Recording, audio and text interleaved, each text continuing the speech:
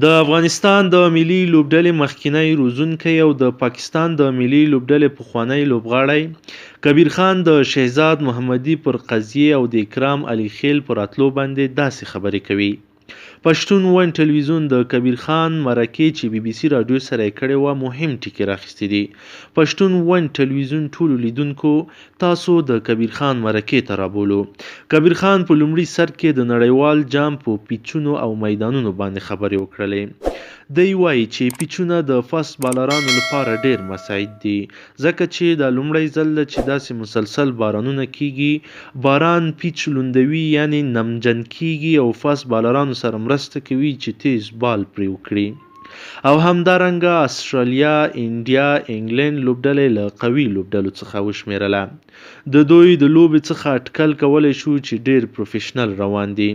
انګلند یې په دې وښودله چې دوی په خپل کور کې لوبه کوي. بیا یې د افغانستان لوبه سریلانکا په خلاف داسې ارزیابي کړه. دی وایي چې افغانستان بیا پخوانی حالت تکرار کړ. دوی پخوا به ښه او بیا به یې بیټینګ ډیر خراب وکړ. دوی بیا هغه تاریخ تکرار کړ.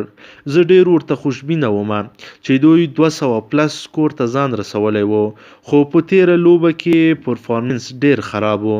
ما فکر کوو چې دوی به دغه لوبه حتما ګټي ځکه ټارګټ کم و.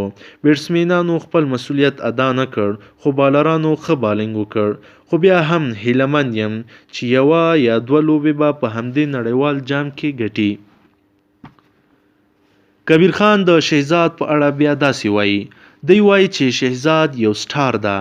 هغه د هغه لرې کېدل په داسې مهمو شرایطو کې چې نړیوال جام روان ده د افغانستان لپاره به ډیر خطرناک تمام شي. شهزاد یو پیاوړی لوبغاړی ده. تجربه لري. کله وخت لوبغاړي سره قسمت یا بخت یاري نه کوي اوټ کیږي نو زه دا د افغانستان لپاره بد چانس بولم. او د اکرام علي خیل راتګ د شهزاد په ځای دا کار ډیر نامناسب او غیر منطقي کار ده. هغه یو وړوکی ماشوم ده. تجربه نه لري. پرشر به ډیر اخلي.